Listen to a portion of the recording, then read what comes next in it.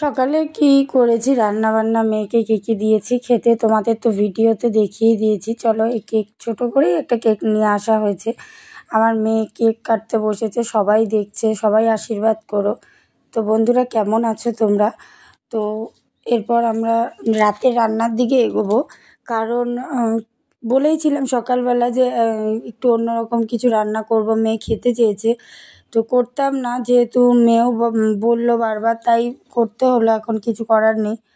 তো দেখো, কেক কাটতে বসেছে, ওকে ভালো করে বসতে বলা হচ্ছে, ও কীভাবে বসছে।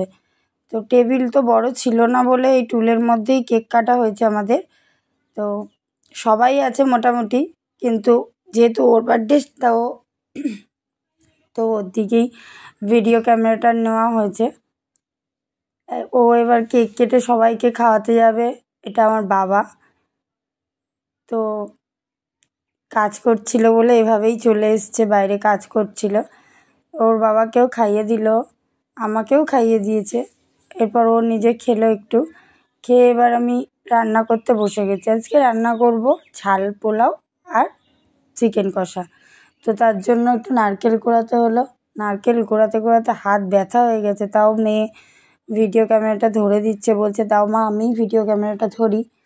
তো ফোনটা ওই ধরেছে।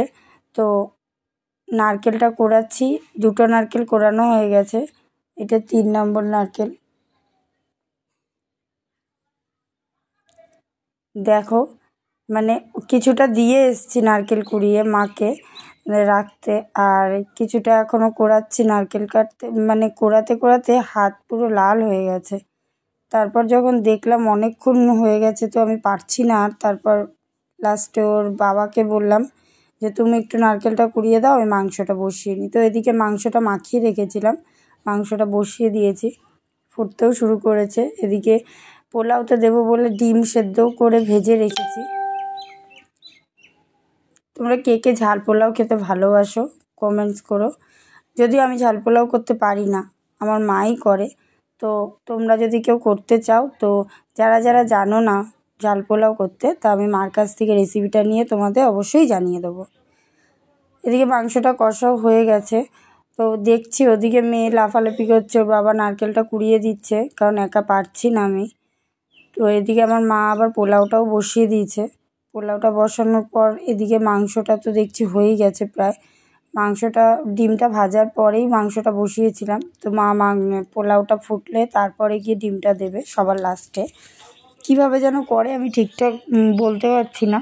এদিকে আমাদের হাফ টাইম হলো, একটু চা খেতে বসেছিলাম, তারপর আমাদের পোলাও রেডি হয়ে গেছে। এই দেখো পোলাওটা। তোমরা কে কে মিষ্টি পোলাও তো সবাই খেতে, ঝাল পোলাও কে কে খেতে ভালোবাসো আর কে কে খাওনি এখনও বলবে আমাকে, কমেন্টস করে জানিও কিন্তু।